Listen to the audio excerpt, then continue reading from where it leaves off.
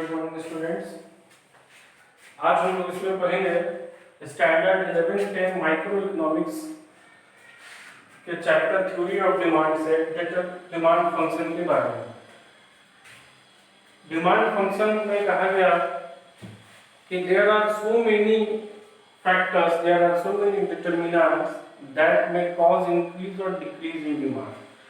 कई सारे ऐसे फैक्टर्स हैं जिनकी वजह से किसी भी गुड्स का डिमांड बढ़ता और घटता है। तो इन सारे डिटरमिनेंट्स और उस डिमांड के बीच के रिलेशनशिप को ही हम लोग डिमांड फंक्शन बोलते हैं। ठीक है, कि कौन सा फैक्टर जो है कब डिमांड को बढ़ाता है और कब डिमांड को घटाता है।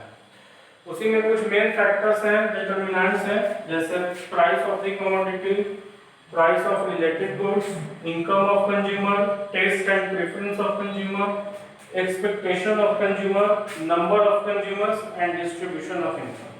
इन सबको एक एक करके हम लोग देखेंगे, स्टडी करेंगे कि ये कैसे इफेक्ट करता है।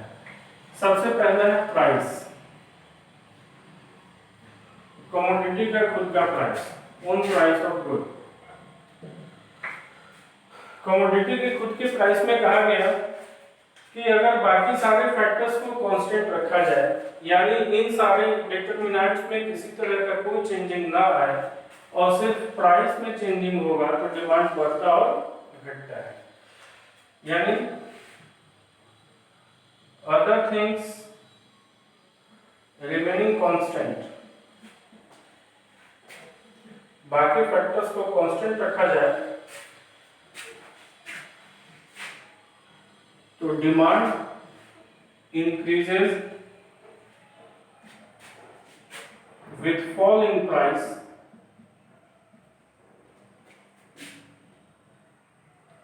and decreases with rise in price। क्या लिखा कि बाकी सारे फैक्टर्स अगर कांस्टेंट हो तो खुद का प्राइस घटने की वजह से डिमांड बढ़ जाता है और खुद का प्राइस बढ़ने की वजह से डिमांड घट जाता है। This is called law of demand. इसको हम लोग बोलते हैं लॉ ऑफ डिमांड। ठीक है, यानी लॉ ऑफ डिमांड मांग का सूत्र, that is inverse relationship between price and demand, है ना। Demand for a good increases with fall in price and decreases with rise in price। This is called law of demand. जैसे यहाँ एक table के through हम लोग इसको समझते हैं, एक डिमांड शेड्यूल के थ्रू। देखिए कमोडिटी का प्राइस यहाँ बढ़ता है 1 2 3 4, तो इसका डिमांड घटता है। यानी 1 रुपये प्राइस पे डिमांड 4 यूनिट का था, 2 रुपये प्राइस पे डिमांड 3 यूनिट का था, 3 रुपये प्राइस पे डिमांड 2 यूनिट का था और 4 रुपये प्राइस पे डिमांड 1 यूनिट का था। यानी जैसे जैसे प्राइस आपका बढ़ा है, डिमांड जो है घटते गया है। इसी को हम बोलते हैं लॉ ऑफ डिमांड, है ना। तो खुद का प्राइस जो है उसका कैसे इफेक्ट करता है, इसको हम लोग यहाँ देखें। दूसरा, इसके बाद हम लोग पढ़ेंगे फैक्टर रिलेटेड गुड्स के बारे में।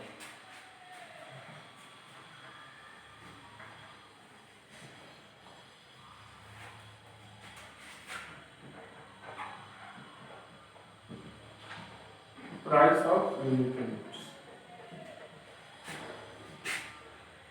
देखिए सबसे पहले हम जानते हैं कि रिलेटेड गुड्स कहेंगे किसको। रिलेटेड गुड्स को डिफाइन किया गया है जब किसी भी एक कमोडिटी के प्राइस में कोई भी बदलाव आता है या एक कमोडिटी का प्राइस बढ़े या घटे, तो उसकी वजह से अगर दूसरे की डिमांड पे कोई भी इफेक्ट पड़े तो दोनों गुड्स आपस में रिलेटेड गुड्स कहे जाएंगे। जैसे अगर पेट्रोल का प्राइस बढ़ रहा है तो सीएनजी का डिमांड जो है वो अफेक्टेड होगा, है ना। पेट्रोल डीजल के प्राइस बढ़ने की वजह से सीएनजी का डिमांड बढ़ सकता है। चाय का प्राइस बढ़ने से कॉफी का डिमांड बढ़ सकता है। पेट्रोल डीजल ज़्यादा महंगा होने की वजह से कार बाइक का जो है डिमांड वो कम हो सकता है। तो ऐसे कई सारे एग्जाम्पल्स है। अगर मोबाइल फोन में सिम कार्ड आपका महंगा हो जाए, रिचार्ज महंगा हो जाए, तो इंटरनेट का कंजम्पशन जो है वो अफेक्टेड होगा। तो इस तरह से कहा गया कि जब किसी एक कमोडिटी के प्राइस में हम चेंजिंग करते हैं और दूसरे के डिमांड पे कोई इफेक्ट पड़ता है तो उसको हम लोग रिलेटेड गुड्स कहते हैं। तो रिलेटेड गुड्स को 2 हिस्सों में बांटा गया। एक हो गया सब्स्टिट्यूट गुड्स और दूसरा हो गया कॉम्प्लीमेंट्री गुड्स।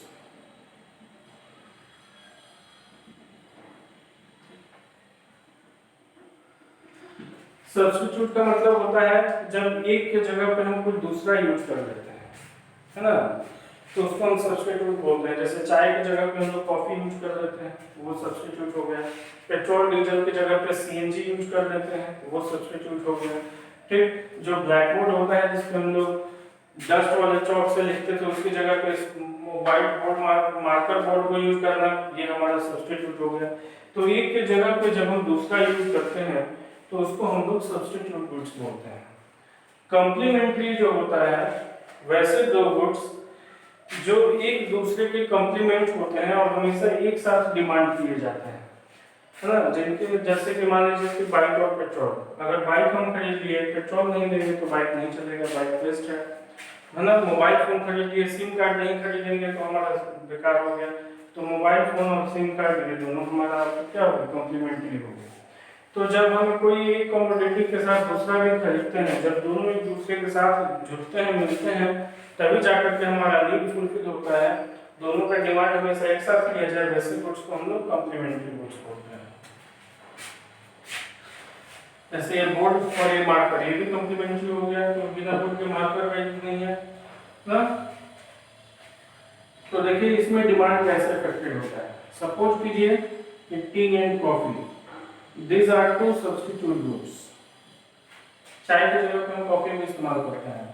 यूजुअली हम जानते हैं कि कॉफी जो होता है वो चाय की तुलना में ज्यादा महंगा होता है। तो अगर चाय का प्राइस बढ़ा दिया जाए, ठीक है, तो चाय का प्राइस बढ़ जाएगा तो लोग जो है अब कॉफी के आसपास अगर चाय ही मिलने लगे तो लोग जो है चाय से ज्यादा प्रेफर कॉफी करने लगेंगे। यानी कि प्राइस बढ़ाया जाएगा चाय का तो डिमांड बढ़ेगा कॉफी का। तो यहाँ पे क्या हुआ कि एक का प्राइस बढ़ा तो दूसरे का डिमांड बढ़ा, है ना। उसी तरह से एक का प्राइस घटेगा तो दूसरे का डिमांड घट जाएगा।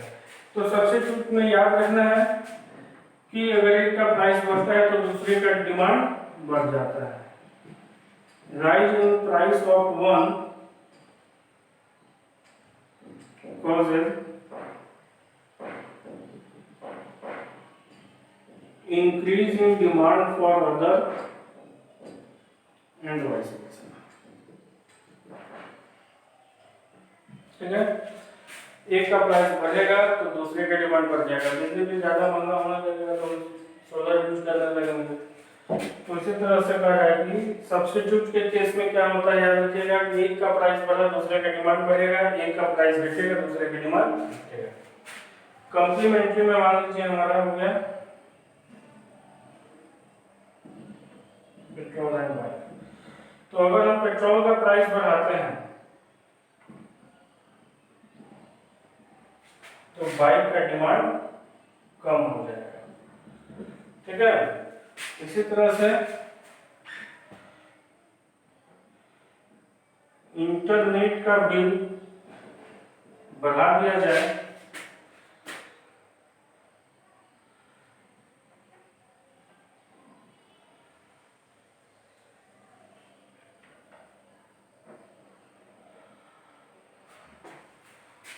यानी इस सिचुएशन में क्या है, कॉम्प्लीमेंट्री में कि एक का प्राइस हम बढ़ाए तो दूसरे का डिमांड घटा। पेट्रोल का प्राइस बढ़ गया तो लोग बाइक चलाना कम करेंगे, है ना, क्योंकि लोगों का इनकम तो नहीं बढ़ रहा है, तो इसलिए पेट्रोल बाइक का डिमांड क्या होगा, कम हो जाएगा।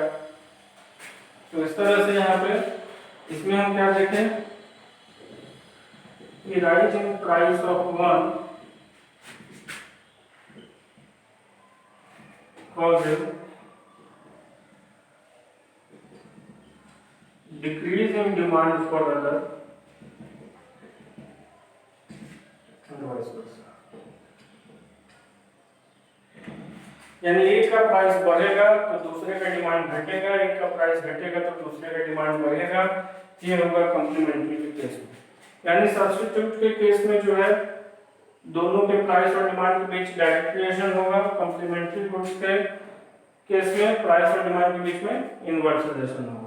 तो दो फैक्टर हम लोगों ने देखा, एक कमोडिटी के खुद का प्राइस जिसमें हमने पढ़ा कि अगर बाकी सारे फैक्टर्स को कांस्टेंट रखा जाए तो प्राइस बढ़ने से डिमांड घट जाता है और प्राइस घटने से डिमांड बढ़ जाता है, जिसको हम लॉ ऑफ डिमांड बोलते हैं। दूसरा फैक्टर हमने पढ़ा प्राइस ऑफ रिलेटेड गुड्स, जिसमें बताया गया कि रिलेटेड गुड्स को दो हिस्सों में बांटे, एक सब्स्टिट्यूट और दूसरा कॉम्प्लीमेंट्री। सब्स्टिट्यूट के केस में एक का प्राइस बढ़ाया जाए तो दूसरे का डिमांड बढ़ जाएगा, एक का प्राइस घटाया जाए तो दूसरे का डिमांड घट जाएगा। कॉम्प्लीमेंट्री के केस में बताया गया कि अगर एक का प्राइस बढ़ाते हैं तो दूसरे का डिमांड घटता है, एक का प्राइस घटाते हैं तो दूसरे का डिमांड बढ़ता है। तो इस तरह से इसमें हम लोग आज दो फैक्टर्स के बारे में पढ़े। अगले क्लास में हम लोग बाकी बचे हुए फैक्टर्स को भी पढ़ें। Thank you.